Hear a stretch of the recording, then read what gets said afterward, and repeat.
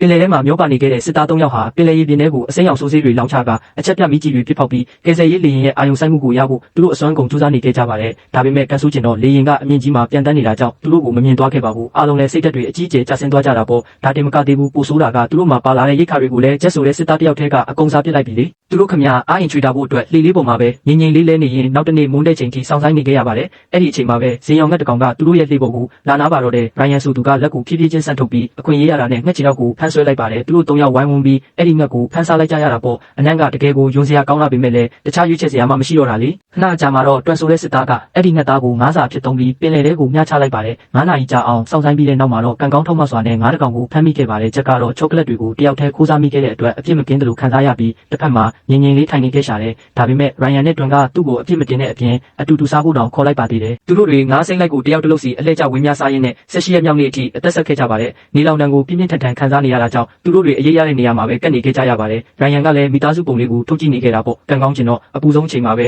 မိုးရွာချလာပါတော့တယ်။သူတို့တွေလည်းပစက်လေးတွေဟာပြီးမိုးရေကိုအားရပါရတောက်ကြသလိုနောက်မှတောက်ဖို့အတွက်လည်းစူဆောင်းထားလိုက်ကြပါတယ်။ရေပြဿနာပြေလည်သွားပြီမဲ့ငါးမမိတာရက်တော်တော်ကြာနေပြီဖြစ်လို့ဒီတစ်ခါမှာတော့သူတို့ရဲ့ပြစ်မှတ်ကငါးမန်းဖြစ်လာပါတယ်။ရိုင်ယန်ကအခွင့်အရေးကိုအရယူပြီးငါးမန်းမီကိုအားနဲ့ဆွဲဖမ်းလိုက်ပါတယ်။ပြီးတော့3ယောက်သားဝိုင်းဝန်းပြီးငါးမန်းကိုဖောင်းဖို့ကိုဆွဲတင်လိုက်ကြတာပေါ့။ရိုင်ယန်ကဓာတ်နဲ့အချိန်ချင်းထိုးလိုက်တော့မှငါးမန်းကငြိမ်ကျသွားပါတယ်။အသားကဘလောက်ပဲအရသာဆိုးပါစေဦးတော့အနက်ပေးကတော့လွတ်သွားပြီလေ။မကြခင်မှာပဲ29ရက်မြောက်နေ့ကိုရောက်လာခဲ့ပါတယ်။ပင်လယ်ပြင်ထဲမှာမျောနေတုန်းရိုင်ယန်တယောက်အင်ဂျင်တန်လိုကြားလိုက်ရလို့အပေါ်ကိုမောကြည့်လိုက်တော့တကယ်ပဲလေရင်တစင်းဖြစ်ပြန်သွားတာကိုတွေ့လိုက်ရတယ်။သူလည်းဝမ်းသာအားရနဲ့အချက်ပြတနက်ကိုထုတ်ပြီးပြစ်ဖောက်လိုက်တာပေါ့။ကယ်ဆယ်ရေးရောက်လာပြီလို့သူတို့ထင်နေခဲ့ပေမဲ့လေရင်ကဝေးရကိုပြန်တန်းသွားခဲ့ပါတယ်။ဒါပေမဲ့သူတို့မျောလင်းချက်ပြတ်သုံးတော့မဲ့အချိန်မှာပဲလေရင်ကပြန်ကွေ့လာပါတယ်။သူတို့မသိလိုက်တာကအဲ့ဒါဟာရန်သူစစ်လေရင်ဖြစ်နေတာပါ။ကြီးစံမိုးတွေသူတို့စီကိုတရက်ဆက်ရွာချလာလို့3ယောက်သားရေထဲကိုအမြန်ခုန်ချပြီးပုံလိုက်ကြရတယ်။လေရင်ဖြစ်သွားတော့မှဖောင်ဖို့ကိုပြန်တက်နိုင်ခဲ့ပေမဲ့အသက်ရှူလို့တောင်မဝသေးဘူး။လေရင်ကနောက်တစ်ခါပြန်ကွေ့လာပြန်ပါရောရိုင်ယန်ကအားလုံးကိုရေထဲဆင်းဖို့အမြန်တတိပေးလိုက်ပါတယ်။ရေထဲရောက်လို့ပြန်ကြည့်လိုက်တဲ့အခါမှာတော့သူတယောက်တည်းပဲရေထဲရောက်နေတာကိုတွေ့လိုက်ရတဲ့လှေလေးကတော့ကြီးစံရာတွေနဲ့ဗရာပွားဖြစ်နေပြီပေါ့။သူအမြန်ပဲရေပေါ်ကိုပြန်တက်လာခဲ့ပါတယ်။ကန်ကောင်းစွာနဲ့ဂျန်နဲ့တွန်ကတော့အသက်ရှင်နေသေးပါစစ်လေရင်ထွက်သွားတဲ့အချိန်မှာ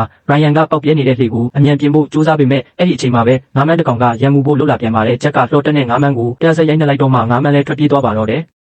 သူတို့တွေဖောင်ပေါ်မှာအားရင်ကုန်တန်းစွာနဲ့လှဲလျောင်းနေရင်ရှေ့ဆက်ဖို့အင်အားမရှိတော့ပါဘူး။နောက်ဆုံးမှာတော့ဂျက်တယောက်ဓာတ်မခံနိုင်တော့ပဲအသက်ဆုံးပါသွားခဲ့ရပါတယ်။ရိုင်ယန်နဲ့တွန်ကတော့စိတ်မကောင်းစွာနဲ့ဂျက်ရဲ့ရုပ်လောင်းကိုပင်လယ်ထဲကိုပဲမျှောချလိုက်ရပါတော့တယ်။သူတို့နှစ်ယောက်မျောလင်းချက်တွေကုန်ဆုံးနေတဲ့အချိန်မှာပဲသူတို့အနာကိုတင်မောကြီးတစ်စင်းဆက်ရောက်လာပါတော့တယ်။ကြည့်လိုက်တော့သူတို့ကိုတနက်တွေနဲ့ချိန်ထားတာတွေ့လိုက်ရပါတယ်။